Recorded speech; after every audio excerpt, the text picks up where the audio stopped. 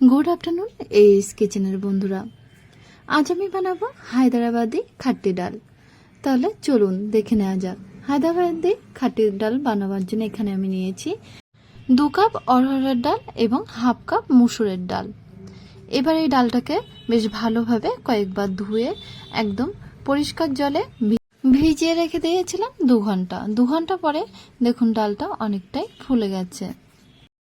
আর নিয়েছি 4টে মিডিয়াম সাইজের টমেটো, 4টে কাঁচা লঙ্কা, আদা, রসুন, ধনিয়া পাতা এবং কারি পাতা। এবার চলুন টমেটোগুলো কেটে নিই।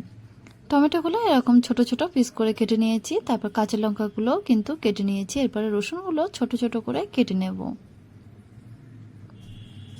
এবার ডালটাকে সিদ্ধ করতে দেবো। তো একটা প্রেসার কুকারের মধ্যে দিয়ে দিলাম আর পরিমাণ মতো জল দিয়ে দিচ্ছি কেটে রাখা টমেটোগুলো, কাঁচা লঙ্কা, রসুন এবং 1 চামচ আদার পেস্ট আর 1 চামচ হলুদের পাউডার, ছোট 1 চামচ লবণ, অল্প পরিমাণে শাহি গরম মশলার পাউডার। এখন কুকারের ঢাকনাটা লাগিয়ে দিয়ে 6 থেকে 7টা সিটি দিয়ে নেব। দেখুন 7টা সিটি দেওয়ার পরে ডালটা একেবারে গলে গেছে। ডালটা সিটি দেওয়ার পরেও যদি একটু কম গলে তাহলে এই চামচ দিয়ে ভালোভাবে গলিয়ে নিতে হবে। এখন গ্যাসের ফ্লেমটা অন করে দিয়ে ডালের মধ্যে দিয়ে দিচ্ছি কয়েকটা কারি পাতা।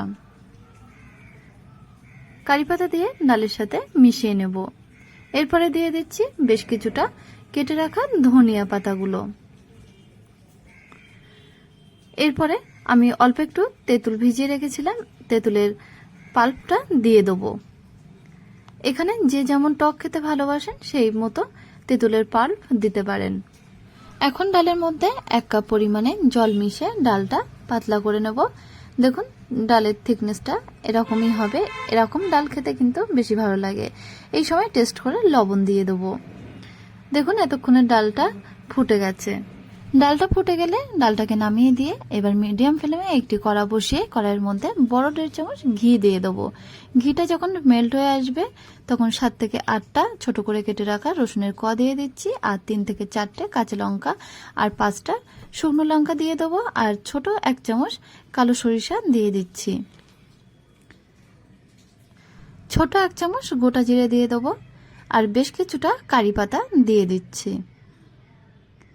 এই সবগুলো একটু হালকা করে কালার করে ফ্রাই করে নেব।